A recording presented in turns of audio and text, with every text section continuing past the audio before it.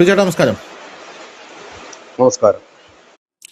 ഒടുവിൽ ആ സമയം സമാഗതമായിരിക്കുകയാണ്. സംഭവം നാറ്റോ എത്രത്തോളം ഐക്യത്തോടെയാണ് നാറ്റോ പ്രവർത്തിക്കുന്നത് എന്ന് പരീക്ഷിക്കാൻ പുടിൻ ഒരുങ്ങുകയാണ് എന്നുള്ള റിപ്പോർട്ടുകളാണ് നമുക്ക് ലഭിക്കുന്നത്. ഇത് CNN അടക്കമുള്ള വാഷിംഗ്ടൺ ടൈംസ് ന്യൂയോർക്ക് ടൈംസ് അടക്കമുള്ള നമ്മുടെ പാശ്ചാത്യ മാധ്യമങ്ങൾ, അമേരിക്കൻ മാധ്യമങ്ങളെല്ലാം ഇത് റിപ്പോർട്ട് ചെയ്തിട്ടുണ്ട്. ഇതിൽ പറയുന്നത് നാറ്റോ ഐക്യം പരീക്ഷിക്കാൻ പുടിൻ ഒരുങ്ങുകയാണ് എന്നുള്ളതാണ്. അപ്പോൾ ഈ നാറ്റോയുടെ ഐക്യം എങ്ങനെയാണ് പരീക്ഷിക്കുക? നേരത്തെ നാറ്റോയുടെ ആയുധബലമായിരുന്നു പുടിൻ പരീക്ഷിച്ചുകൊണ്ടിരുന്നത്. നാറ്റോ രാജ്യങ്ങൾക്കകത്തേക്ക് പല മിസൈലുകളും വഴിതെറ്റി പോവുക, റൊമേനിയയിലേക്ക് മിസൈൽ വിട്ടിരുന്നു, അതിനുശേഷം പോളണ്ടിൽ ഒരു മിസൈൽ അയച്ചിരുന്നു. അപ്പോൾ ഇതൊക്കെ പോളണ്ട് പഠിച്ചുകൊണ്ടിരിക്കുകയാണ് എന്നുള്ള റിപ്പോർട്ടുകൾ നമുക്ക് ആ സമയത്ത് ലഭിച്ചു. അപ്പോൾ ഇപ്പോൾ നാറ്റോയിൽ ഒരു രാജ്യത്തെ തന്നെ ആക്രമിക്കാനായിട്ട് പോവുകയാണ് എന്നാണ് അമേരിക്കയുടെ ഇന്റലിജൻസ് റിപ്പോർട്ട്. അമേരിക്കയ്ക്ക് ഇന്റലിജൻസ് റിപ്പോർട്ട് കിട്ടിക്കഴിഞ്ഞാൽ അത് സത്യമായിരിക്കും എന്നുള്ളതാണ് പൊതുവേ ഉള്ളൊരു വൈപ്പ്. എന്തായാലും റഷ്യയുടെ ആക്രമണ സാധ്യത വർദ്ധിപ്പിക്കുന്നതിനുള്ള നിരവധി സാധ്യതകൾ ഇന്റലിജൻസ് ഇപ്പോൾ വിലയിരുത്തുന്നുണ്ട്. സൈബർ ആക്രമണം മുതൽ നാറ്റോയുടെ ഐക്യത്തെയും ആർട്ടിക്കിൾ 5 പ്രതിബദ്ധതയെയും വെല്ലുവിളിക്കാൻ ഉദ്ദേശിച്ചിട്ടുള്ള കടന്നുകയറ്റമാണ് റഷ്യ നടത്താൻ പോകുന്നതെന്നാണ് പറയുന്നത്. ഒരംഗത്തിനെതിരെ ആദ്യം ആക്രമണം അഴിച്ചുവിടും. അത് ഏത് അംഗമാണ് എന്നുള്ളതാണ് ഈ അംഗങ്ങൾക്കിടയിലെ പ്രധാനപ്പെട്ട ഒരു പേടി എന്ന് പറയുന്നത്. ആരായിരിക്കും ആ അംഗം? അപ്പോൾ ഈ ആക്രമണം എല്ലാവർക്കും എതിരെയുള്ള ആക്രമണമായിരിക്കില്ല. നിലവിൽ ഒരംഗത്തിനെതിരെ ആക്രമണം നടത്തും. സഖ്യകക്ഷികളുടെ അങ്ങനെ ആക്രമണം ഉണ്ടായി കഴിഞ്ഞാൽ ഈ സഖ്യകക്ഷികളുടെ പ്രതികരണത്തിന്റെ പരിധി അതധികം കടക്കണ്ട എന്നാണ് ഇപ്പോൾ അമേരിക്ക അവർക്ക് കൊടുത്തിരിക്കുന്ന ഒരു മുന്നറിയിപ്പ്. അതെന്താണെന്ന് എനിക്കറിയില്ല. പുടിന് എങ്ങനെ എപ്പോൾ അങ്ങനെ ചെയ്യാൻ കഴിയുമെന്ന് ഞങ്ങൾക്കറിയില്ല. അതായത് ഇന്റലിജൻസ് റിപ്പോർട്ട് പറയുന്നില്ല. അത് അദ്ദേഹത്തിന്റെ കാര്യമാണ്. അദ്ദേഹം അത് തീരുമാനിക്കും. ബാൾട്ടിക് രാജ്യങ്ങളെയോ പോളണ്ടിനെയോ ലക്ഷ്യം വെച്ചുകൊണ്ട് അദ്ദേഹം ഏതെങ്കിലും വിധത്തിൽ സംഘർഷം തുടങ്ങാനായിട്ട് സാധ്യതയുണ്ടെന്ന് ഇവർ പറയുന്നു.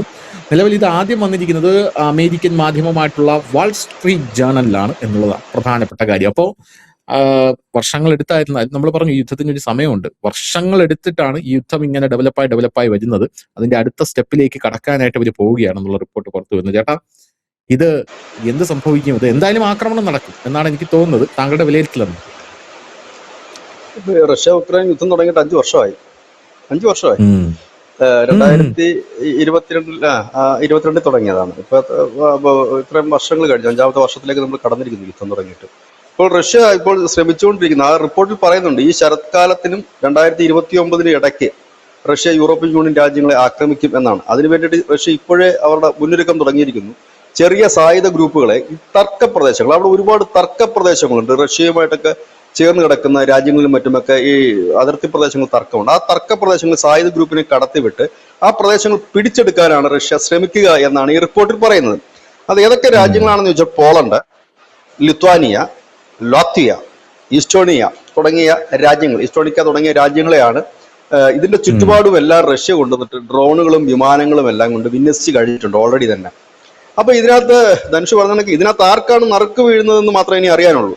ലിത്വാനിക്കാണോ ലാത്വിയക്കാണോ എന്നൊക്കെ ഉള്ളത് നമുക്ക് ഇനി പിന്നീട് അറിയാനുള്ളതേ ഉള്ളൂ. അപ്പം ഇങ്ങനെയുള്ള കാര്യങ്ങളാണ് ഇപ്പോൾ റഷ്യ നിലനിൽക്കുന്നത്. ഇവിടെ ശ്രദ്ധേയമായ ഒരു കാര്യം എന്തെന്ന് വെച്ച് കഴിഞ്ഞാല്, അമേരിക്ക ഇത് പറയുമ്പോഴും ആ ധനുഷ് പറഞ്ഞതുപോലെ നിങ്ങൾ പോലെ രൂക്ഷമായ രീതിയിൽ റഷ്യയോട് പ്രതികരിക്കേണ്ടെന്ന് അമേരിക്ക പറയാനുള്ള കാര്യം, അമേരിക്കയുടെ ആയുധത്തിന്റെ കുറവ് വലിയ രീതിയിൽ ബാധിച്ചിട്ടുണ്ട്. ഇറാൻ അമേരിക്ക വാറിൽ പേട്രിയറ്റ് മിസൈൽ സംവിധാനം അടക്കം വലിയ രീതിയിൽ അവർക്ക് ഷോർട്ടേജ് വന്നിട്ടുണ്ട്. അപ്പോൾ അമേരിക്ക കരുതുന്നത് ഇനി പെട്ടെന്നൊരു അടി വന്നാൽ അമേരിക്കക്ക് ഇവരെ ഹെൽപ്പ് ചെയ്യാൻ കഴിയില്ല. കാരണം ഈ ഉക്രൈൻ സെലൻസ്കി തന്നെ ഇപ്പോഴും പറഞ്ഞുകൊണ്ടിരിക്കുന്നത് പേട്രിയറ്റ് മിസൈൽ തീർന്നു ഇല്ല, ഞങ്ങളുടെ ഷോർട്ടേജ് വരുന്നത് കൊണ്ടാണ് റഷ്യക്ക് ഞങ്ങളുടെ രാജ്യത്ത് അകത്ത് കയറിയിട്ട് റഷ്യക്ക് മാരകമായി അടിക്കാൻ പറ്റുന്നത്. അവർ ബാലിസ്റ്റിക് മിസൈലൊന്നും തടുക്കാൻ ഞങ്ങളുടെ കയ്യിൽ ഈ പേട്രിയറ്റ് മിസൈലുകൾ ഇല്ല എന്നാണ് ഇപ്പോൾ ഉക്രൈൻ പറയുന്നത്. എന്തുകൊണ്ട് റഷ്യ ഇങ്ങനെ ഒരു കടന്നുകയറ്റത്തിന് തയ്യാറെടുക്കുന്നു ചോദിച്ചാൽ, റഷ്യയെ സംബന്ധിച്ച്, അതായത് അമേരിക്കയുടെ ഈ റിപ്പോർട്ടിൽ തന്നെ അവർ പറയുന്നൊരു കാര്യം, ഞങ്ങൾ ഒരിക്കലും പ്രതീക്ഷിച്ചിട്ടിരുന്നില്ല നാറ്റോ രാജ്യങ്ങളെ റഷ്യ ആക്രമിക്കുമെന്ന്. പക്ഷെ ഇപ്പോൾ അതിനുള്ള സാഹചര്യം വരുന്നത് എന്തുകൊണ്ടാണെന്ന് ചോദിച്ചു കഴിഞ്ഞാൽ, ഉക്രൈൻ വ്യാപകമായി തന്നെ റഷ്യയുടെ ഈ റിഫൈനറികളും മറ്റുമൊക്കെ തകർത്തു കഴിഞ്ഞപ്പോഴേക്കും റഷ്യ അത് സാമ്പത്തികമായി തകർത്ത് കളഞ്ഞു. അതിനകത്ത് അപ്പൊ അതുകൊണ്ട് തന്നെ റഷ്യക്ക് ഇതിന് തടി ഊരിയേ പറ്റൂ. രണ്ടാമത്തെ കാര്യം, പുടിനെ സംബന്ധിച്ച് ഒരു മാസമായിട്ടുള്ള ഒരു വിക്ടറി ഇനി അദ്ദേഹത്തിന് കൂടിയേ തീരൂ. കാരണം ഉക്രൈനിൽ അവർക്ക് അടിച്ച് മുമ്പോട്ട് കയറാൻ പറ്റിയില്ലെങ്കിൽ ഒരു മാസ് വിക്ടറി വേണം. അതിനിങ്ങനെയുള്ള കാര്യം. മൂന്നാമത്തെ കാര്യം, ഈ യൂറോപ്യൻ യൂണിയൻ രാജ്യങ്ങളെയും നാറ്റോ രാജ്യങ്ങളെയും ഒരു പ്രഷറിലാക്കുക, ഒരു സമ്മർദ്ദത്തിലാക്കുക. എല്ലായിടത്തും പണി വരുന്നുണ്ട്, ഞാൻ ദേ തുടങ്ങിയിട്ടുണ്ട് പരിപാടി, നമ്മൾ പ്രഷറിലാക്കുകയും ചർച്ചാ ടേബിളിലേക്ക് ഉക്രൈനെ കൊണ്ടുവരികയും ചെയ്യുക. ഒപ്പം തന്നെ ഈ ഡിമാൻഡുകൾ അംഗീകരിപ്പിക്കുക. കൂടുതൽ സ്ഥലങ്ങൾ പിടിച്ചെടുത്ത് കഴിഞ്ഞാൽ സ്വാഭാവികമായി തന്നെ കോംപ്രമൈസിന് ആളെത്തുമല്ലോ. ഇപ്പൊ ലിത്വാനിയുടെ കുറച്ച് ഭാഗം, പോളണ്ടിന്റെ കുറച്ച് ഭാഗം, ഇവിടെയൊക്കെ പ്രശ്നങ്ങൾ വരുമ്പോൾ തന്നെ ചർച്ചകൾ വരും. അപ്പൊ പുള്ളിക്ക് ഒരു ഡിമാൻഡ് മുമ്പോട്ട് വെക്കാം, ശരി ഇവിടെ നിന്നൊക്കെ ഞാൻ അങ്ങ് പിന്മാറുന്നു, പക്ഷെ ഉക്രൈനിൽ ഞാൻ പിടിച്ചെടുത്ത ഭാഗം എനിക്ക് തരണം എന്ന് പറഞ്ഞിട്ട് ഒരു കോംപ്രമൈസിലേക്ക് എത്താൻ പറ്റും.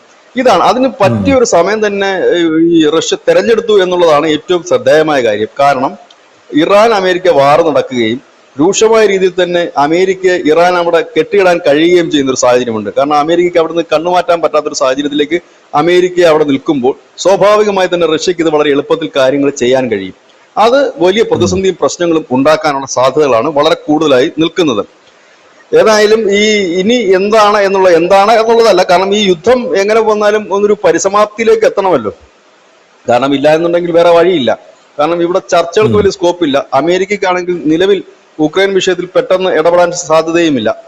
രണ്ടാമത്തെ ഒരു കാര്യം, ഇപ്പോൾ റഷ്യയുടെ ഈ നിരോധന ബില്ല് വീണ്ടും അമേരിക്കൻ സെനറ്റ് പാസ്സാക്കിയിരിക്കുന്നു. 11 വോട്ടുകൾക്കെതിരെ 86 വോട്ടുകൾക്കാണ് പാസ്സാക്കിയിരിക്കുന്നത്. ഇന്ത്യയും ചൈനയും ഉൾപ്പെടെയുള്ള 5 രാജ്യങ്ങൾക്ക്, അസർബൈജാനും ഒക്കെ ഉണ്ട് അതിൽ, 5 രാജ്യങ്ങൾക്ക് 100% താരിഫ് പ്രഖ്യാപിക്കാൻ ഒരുങ്ങിയിരിക്കുകയാണ് ട്രംപ്.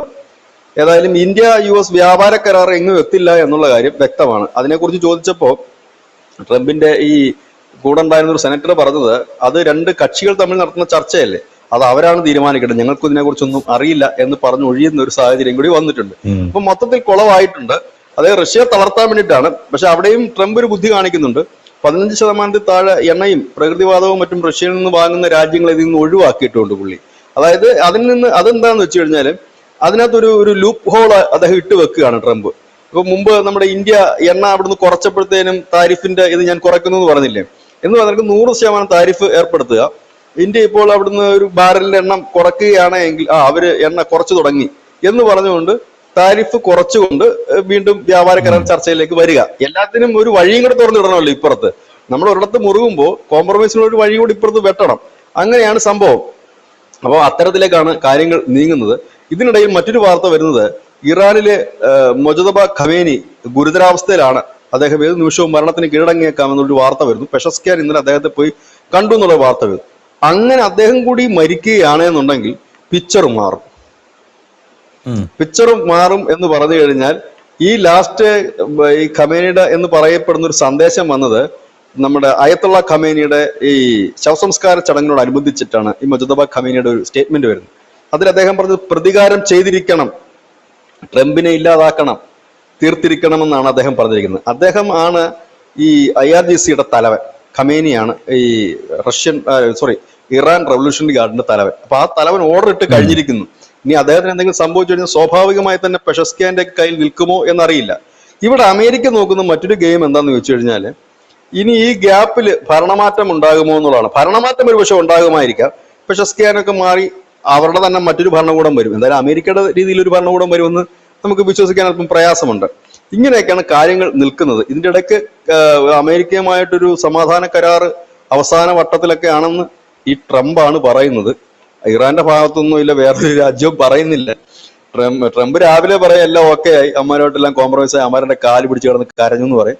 വൈകിട്ടാകുമ്പോൾ പറയാം അവന്മാരെ ഞാൻ മുച്ചൂട് മുടിക്കൂ എന്ന് പറയും. ഒന്നും അറിയില്ല. എന്താണ് പറയുക, അന്യനും അമ്പിയുമായിട്ടുള്ളൊരു കഥാപാത്രമായി ട്രംപ് മാറിയിരിക്കുകയാണ്. ഏതായാലും കിട്ടിയ ഗ്യാപ്പിന് അദ്ദേഹം സമയം മെനക്കെടുത്തിയില്ല. ഇന്ത്യക്ക് 100% താരിഫ് അടിക്കാനുള്ള ഒരു തീരുമാനം ഉടൻ തന്നെ ഇപ്പൊ പ്രഖ്യാപിക്കും.